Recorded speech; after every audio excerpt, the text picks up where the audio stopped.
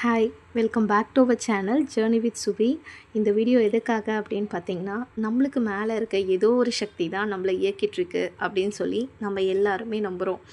அது யாராக வேணால் இருக்கலாம், ஏசப்பாவாக இருக்கலாம், அல்லாவாக இருக்கலாம், இல்லை என்னோடய முருகராக கூட இருக்கலாம். நான் பிரபஞ்ச சக்தியாக நினைக்கிறது என்னோடய முருகரை தான். நேற்று காலையில் எனக்கு ஒரு விஷயம் தோணுச்சு. பிரபஞ்சத்துக்கிட்ட ஏதாவது வேணும் அப்படின்னா வெளியே நின்று வானத்தை பார்த்து கேட்பேன். அதுவும் விடிய காலையில் எழுந்தால் மட்டும்தான் நான் பிரபஞ்சத்துக்கிட்ட பேசுவேன். அப்போ தான் எனக்கு மனசுக்கு திருப்தியாக இருக்கும். காலையில் எழுந்ததுமே அப்பா வேல் குத்துறன்னு சொல்லி திருப்பூர் முருகர் கோவிலுக்கு வர சொல்லியிருந்தாங்க. அதனால் அங்கே கிளம்புறோம் அப்படின்றதுனால 4 மணிக்கெலாம் அலாரம் வச்சு எழுந்தாச்சு. காலையில் எனக்கு தோணிகிட்டு இருந்தது, எல்லாருமே ஏதாவது ஒரு விஷயம் பண்ணுறாங்க சாமிக்காக நேர்த்தி கடனாக வச்சு. அது ஏதாவது ஒரு ரீசன் இருக்கும், அது எல்லாமே பண்ணுறாங்க. எனக்கு காவடி தூக்கணும் அப்படின்னு சொல்லி ரொம்ப நாள் ஆசை. இது நான் யார் கூடயும் ஷேர் பண்ணதில்லை. என் வீட்டில் பார்த்திங்கன்னா திருப்பூரூர் கந்தசுவாமி தான் குலதெய்வம். அதனால் சின்ன வயசுலேருந்து முருகரை கும்பிட்றதுனால அப்பா வேல் குத்துறது இதெல்லாமே பார்க்குறோம். ஆனால் நான் எதையும் பண்ணதில்லை. பண்ணணும்னு ரொம்ப நாள் ஆசை, ஆனால் பண்ணதில்லை. எனக்கு தோணுச்சு, பிரபஞ்சத்துக்கிட்ட நேற்று கேட்டேன், எனக்கு காவடி தூக்கணுன்னு ஆசையாக இருக்குது. நீங்கள் அதை அடுத்த வருஷத்துக்குள்ளே நடத்தி கொடுங்க. எனக்கு எதுக்காக இதை செய்யணும் அப்படின்னு எந்த ரீசனுமே கிடையாது. ஆனால் காவடி தூக்கணும்னு ஆசை. அது நடக்குமானும் தெரியாது. இருந்தாலும் இந்த வருஷம் பண்ண முடியாது, விரதம் இருக்கணும், அதெல்லாம் நிறைய ப்ரொசீஜர்லாம் இருக்குது, அதை ஃபாலோ பண்ணணும். நான் எதுவும் பண்ணலை. இருந்தாலும் அடுத்த வருஷம் பார்த்துக்கலாம் அப்படின்னு சொல்லி விட்டாச்சு. காலையில் எந்திரிச்சதும் கோலம்லாம் போட்டுட்டு வீட்டில் விளக்கேற்றிட்டு முருகருக்கு பால் அபிஷேகம் பண்ணியிருந்தேன். அது பண்ணி முடிச்சுட்டு நான் கிளம்பியாச்சு. கோவிலுக்கு போயிட்டு அப்பாவுக்கு அலகு குத்துறதுக்கு அவர் ஊரில் இருந்து ஆள் வர வச்சுருந்தார். இவர் ரொம்ப நல்லா பண்ணியிருந்தார். ரத்தம் வர அளவுக்குலாம் பண்ணல. போன வருஷம் அப்பா பண்ணியிருந்தார். அது ரொம்ப ரத்தம் வர அளவுக்கு குத்தி விட்டாங்க. நிறைய இடத்துல ரத்தம் வந்துச்சு. இவர் பண்ணது ரொம்ப வலிக்காமல் பொறுமையாக லேசாக குத்தி விட்டார். கரெக்டாக போட்டார். இவர் ரொம்ப எக்ஸ்பீரியன்ஸாக இருப்பார் போல், அதனால் ரொம்ப நல்லா பண்ணியிருந்தார். அப்பாவுக்கு ஊரில் இருந்து தெரிஞ்சவங்க மூலயமா வர வச்சுருந்தாங்க. இவர் திண்டிவனம் சைடு, அவரோட ஊர் எனக்கு தெரியல. ரொம்ப கரெக்டாக அம்மனோட இதெல்லாமே வர வச்சுருந்தார். ஃபஸ்ட்டு விநாயகரை வழிபட்டுட்டு கலசம் நிறுத்தி அதுக்கப்புறம் இருக்க எல்லா தெய்வங்களையும் அழைச்சார் பாட்டு பாடி. ப்ரொசீஜராக கரெக்டாக ஒவ்வொரு தெய்வங்களையும் பாட்டு பாடி கூப்பிட்டாரு. அந்த மாதிரி அதுக்கப்புறம் இந்த பம்பை உடுக்கெல்லாம் இருந்து அவங்களுமே பார்த்திங்கன்னா நல்லா பாட்டு பாடினாங்க. நிறைய உடுக்க பம்பை சூப்பராக அடித்தாங்க. நல்லா இருந்தது. நல்ல ஒரு வைப்ரேஷனோடு நாங்கள் கோவில் உள்ளே போனோம். முருகரையும் நல்ல தரிசனம்ங்க. நல்லா நின்று கண் குளிர நானும் எங்கள் அப்பாவும் பார்த்தோம். ரொம்ப நேரம் பார்த்தோம். ரொம்ப நல்லா இருந்துச்சு முருகரை பார்க்கவும். எல்லாமே ரொம்ப திருப்தியாக இருந்தது. பார்த்து முடிச்சுட்டு வெளியே வரும்போது தான் எனக்கு ஒரு மிராக்கிள் நடந்தது. ஒரு வயசானவர் திருவோட்டோட கையில் வேலோடு இருந்தார். அவர் திடீர்னு ஏன் என்னை பார்த்து இந்த விஷயம் சொல்லணும்னு தெரியல. நீங்கள் நல்லா இருப்பீங்கம்மா, நீங்கள் கோவிலுக்கு நிறைய விஷயம் பண்ணுறீங்க, அதை தொடர்ந்து பண்ணுங்கள். நான் நேற்று பிரசாதம் செஞ்சு கூட எடுத்துகிட்டு போகல, ஆனால் நான் எப்போவுமே கோவில்களுக்கு பிரசாதம்லாம் நிறைய பண்ணி கொடுத்துட்ருக்கேன். அது என் முருகர் பேரை சொல்லி தான் பண்ணணும் அப்படின்னு எனக்கு ஆசை. இன்னுமே அவருக்கு எப்படி அந்த விஷயம் தெரியும்லாம் எனக்கு தெரியலங்க. அவர் சொல்கிறாரு, நீங்கள் முருகருக்கு பண்ணுற விஷயத்த தொடர்ந்து பண்ணுங்கள், நீங்கள் இன்னும் நல்லா இருப்பீங்க. நீங்கள் இது வேணும் அது வேணும்னு கேட்டதில்லை, எப்போவுமே முருகரோட அருளை மட்டும்தான் எதிர்பார்க்குறீங்க. உங்களுக்கு எல்லாமே முருகர் அருளால் எல்லாமே நன்மையாக தான் நடக்கும் அப்படின்னு சொல்லி சொன்னார். அவர் சொன்ன அந்த வார்த்தை எனக்கு முருகரே சொன்ன மாதிரி இருந்தது. உண்மையாங்க, கடவுள்லாம் நேரில் வர அளவுக்கு இந்த கலியுகத்தில் நம்ம அந்த அளவுக்குலாம் புண்ணியம் பண்ணியிருக்கோமா அப்படின்னு தெரியல.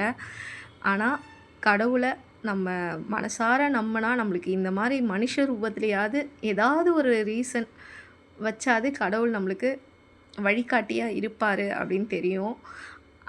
அத நான் ரொம்பவே நம்புறேன். அந்த விதத்தில போன வாட்டி நான் திருச்செந்தூர் போனது கூட வந்து பார்த்தீங்கன்னா, சின்ன வயசுலேருந்து ரொம்ப ஆசை. இத்தன வருஷம் ஆகுது. எனக்கு 30 வயசு ஆகுது. இப்போ வரைக்கும் நான் திருச்செந்தூர் முருகன நான் பார்க்கவே இல்லையேன்னு ஒரு ஏக்கத்தோட வேல்மாறல் படிச்சுட்ருந்தேன். எனக்கு அது 5வது நாளே நடக்கும்னு நான் நெனச்சு கூட பார்க்கல.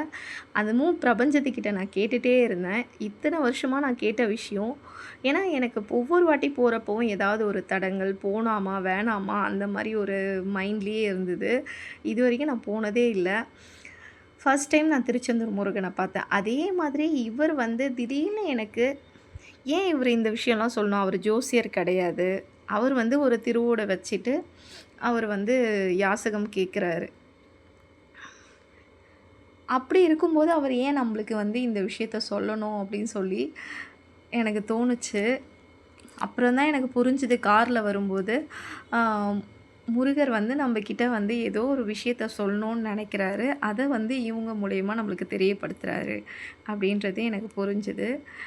நெறைய விஷயங்கள் அவர் ஷேர் பண்ணாரு. 1, 2 இல்ல. நெறைய நல்ல விஷயங்கள் சொன்னாரு. அது எல்லாமே எனக்கு ரொம்ப திருப்தியா இருந்தது. அதுக்கு அடுத்து வந்து கோவில்லேருந்து வந்துட்டோம். ஈவ்னிங் வந்து எங்க ஊர்ல வந்து ஸ்பெஷல் வந்து என்னன்னு பார்த்தீங்கன்னா, ஆம் அங்காளம்மன் கோவில்லேருந்து காவடி எடுத்துட்டு, கன்னியம்மன் கோயில்ல நான் எப்பவுமே ரெகுலரா போய் வேல்மாறல் படிப்பேன். அந்த கோவில்ல முருகருக்கு வந்து காவடி எடுத்துட்டு வராங்க. காவடியோட ப்ரொசீஜர்லாம் வந்து பத்தி அங்க சொல்லிக் குடுக்குறாங்க. அதெல்லாமே வந்து ஃபாலோ பண்ணணும் அப்படின்னு சொல்லிட்டு, ஆ இது பண்ணிட்டுருக்காங்க. இப்ப தான் புதுசா வந்த கோவில் தான் வந்து கன்னியம்மன் கோவில் தான் ஃபர்ஸ்ட்டு இருந்தது. சிவன் இருந்தாரு. முருகர் வந்து புதுசா தான் வந்து வச்சிருக்காங்க. அது வந்து வச்சு ஒரு 2 வருஷம் தான் ஆகுது. முருகருக்கு காவடி தூக்கணும் அப்படின்னு சொல்லிட்டு, அடுத்த வருஷம் பார்த்துக்கலாம். நம்ம தான் வந்து வேண்டியிருக்கோம். கண்டிப்பா அது நடக்கும் அப்படின்ற நம்பிக்கை எனக்கு இருக்கு. அடுத்த வருஷம் வேணுனா நம்ம காவடி செஞ்சு எடுத்துட்டு போய் முருகருக்கு தூக்கலாம் அப்படின்னு சொல்லி ஒரு பிளான். அது வந்து வேண்டுதல்லாம் இல்லங்க. நடக்கணும் அப்படின்னு இருந்தா நடக்கட்டும் அப்படின்ற மாரி அது விதத்திலேயே நான் விட்டாச்சு. கோவிலுக்கு வந்தாச்சு. முருகருக்கு அபிஷேகம்லாம் பண்ணிட்டுருந்தாங்க. அங்காளம்மன் கோவில்லேருந்து காவடியும் எடுத்துட்டு வந்தாங்க. எடுத்துட்டு வந்துட்டு அதுக்கப்புறம் வந்து அலங்காரம்லாம் பண்ணி முடிச்சுட்டு, முருகருக்கு பூஜையெல்லாம் பண்ணி, சிறப்பா பண்ணி முடிச்சாங்க. எல்லாத்தையுமே பண்ணிட்டு, அப்புறம் வந்து முருகர இப்ப தான் வந்து செப்பு முருகனும், மூலவரும் வந்து வாங்கியிருக்காங்க. அந்த மூலவர வந்து நாங்க தூக்கிட்டு கோவில சுத்தி எல்லாருமே வந்தோம். அதுவுமே ரொம்ப பாக்கியம் தான் சொல்லுவேன். ஏன்னா முருகரோட அருள் இருந்தா தான் நம்மளால அந்த மாரி ஒரு விஷயத்துலலாம் கலந்துக்கவே முடியும். காலையில தான் இந்த பிரபஞ்சத்துக்கிட்ட நான் கேட்டேன். ஆனா ஈவினிங்கே வந்து அதுக்கான விளக்கத்தையும் எனக்கு வந்து சொல்றாங்க. காவடி எதுக்காக தூக்குறோம் அப்படின்னு சொல்லி ஒரு பெரியவர் வந்து கோவில்ல மைக்ல எக்ஸ்ப்ளனேஷன் குடுத்தாரு. அது மட்டும் இல்லாம கடவுள வந்து நம்ப நேரடியாலாம் வந்து பார்க்க முடியாது. இந்த மாதிரி ஒரு விஷயங்கள்லாம் பண்ணி நான் அது மூலியமாவது ஒண்ணு பார்க்கணும் அப்படின்னு எல்லாருமே ஏக்கத்தோட பண்ற விஷயங்கள் தான் இது அப்படின்னு சொல்லி அவர் எக்ஸ்ப்ளனேஷன் குடுத்துட்ருந்தாரு. அப்ப தான் வந்து காவடிய பத்தியும் எனக்கு புரிஞ்சுது. ஓகே இதெல்லாம் இந்த ரீசனுக்காக தான் நான் வந்து காவடி தூக்குறோம் அப்படின்றது காவடி கழுத்துல படும்போது நம்ம மெடுலால இருந்து போய் நரம்பு மண்டலத்த தூண்டி மூளைய வந்து நல்லா ரெஃப்ரெஷிங்காவும், நல்லாவும் வந்து வேலை செய்ய வைக்கும். நம்ம ஏற்கனவே வந்து விரதம் இருந்து நல்ல ஒரு சுய ஒழுக்கத்தோட, மன தைரியத்தோட இருக்கும்போது, இந்த காவடிய தூக்கும்போது ஒரு தன்னம்பிக்கையும், ஒரு தெளிவும் வந்து கிடைக்கும். சயின்டிஃபிக்காவும் இது இருக்கு அப்படின்னு சொல்லி அவர் சொல்லியிருந்தாரு. நம்ம ஊர் கன்னியம்மன் கோவில்ல வந்து முருகரை வந்து புதுசாக தான் வந்து பிரதிஷ்டை பண்ணியிருந்தாங்கன்னு சொல்லியிருந்தேன். முருகர் மட்டும் இல்லை, ஸ்ரீ ரங்கநாத பெருமாள், வராகி அம்மன். வராகி அம்மனுக்கு வந்து செப்பு சிலையிலேயே வந்து பார்த்திங்கன்னா, மாதம் மாதம் நடக்கக்கூடிய தேய்பிறை பஞ்சமிக்கும் வளர்பிறை பஞ்சமிக்கும் ஊஞ்சல் சேவை வரைக்குமே பண்ணுவாங்க. அந்த குட்டி சிலை இருக்கும்போதே அவ்வளோ அழகாக பண்ணிகிட்ருந்தாங்க. இப்போ வந்து தனி சன்னதியாக வந்து அமைச்சதுக்கப்புறமா ரொம்ப சிறப்பாக வந்து மாதம் மாதம் வந்து வராகி அம்மனுக்கு பூஜை நடக்குது. அது மட்டும் இல்லை, ஏகாதசிக்கும் சரி, ஸ்ரீ ரங்கநாத பெருமாளுக்கு சூப்பரா பூஜை. சனிக்கிழமை ஆச்சுன்னா ஆஞ்சநேயர் இருக்காரு. அவருக்கு பூஜை நடக்கும். இங்க வந்தீங்கன்னா எல்லா தெய்வங்களையுமே நம்ம பார்த்துற முடியும். இந்த கோயில் அவ்வளோ ஒரு பாசிட்டிவ் வைப்ரேஷனோட இருக்கும். மனசுக்கு ரொம்ப நிம்மதியா இருக்கும். நீங்க என்ன தெய்வத்துக்கிட்ட பேசணும், போணும் அப்படின்னு நினைக்கிறீங்களோ, மனசு விட்டு தாராளமா இந்த கோவிலுக்கு வந்தீங்கன்னா, எல்லா தெய்வங்களையும் கண்குளிர பார்த்த திருப்தி வந்து கிடைக்கும்.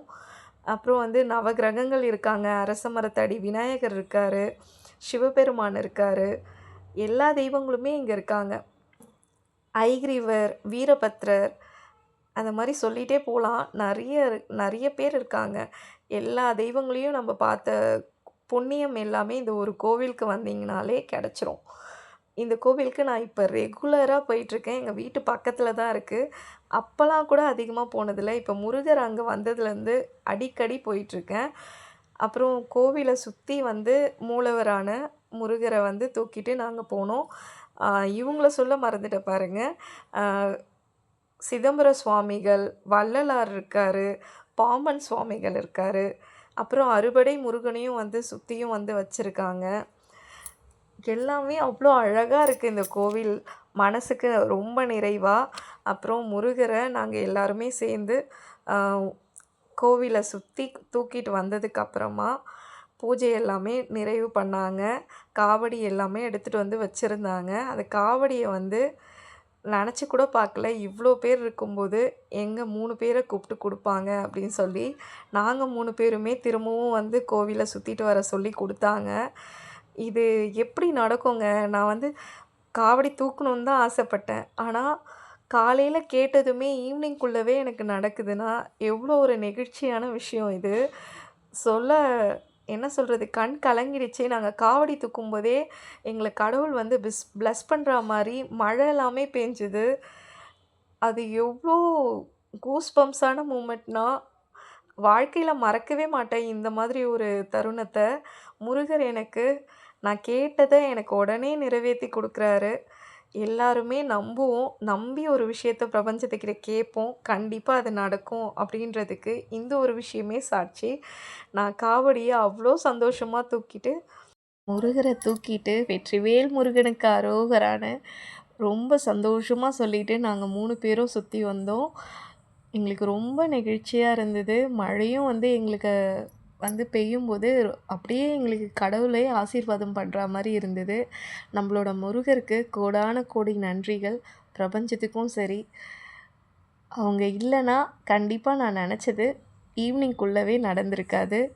இந்த இறைசக்தி அப்படின்றது கண்டிப்பா நம்மளுக்கு இருக்க தான் செய்யுது.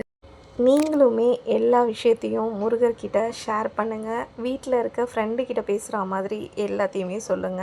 பிரபஞ்சத்துக்கிட்டயும் கேளுங்க. கண்டிப்பா நடக்கும். எனக்கு நடந்துச்சு. அதுவுமே உங்களுக்கு நான் சொல்லியிருக்கேன்.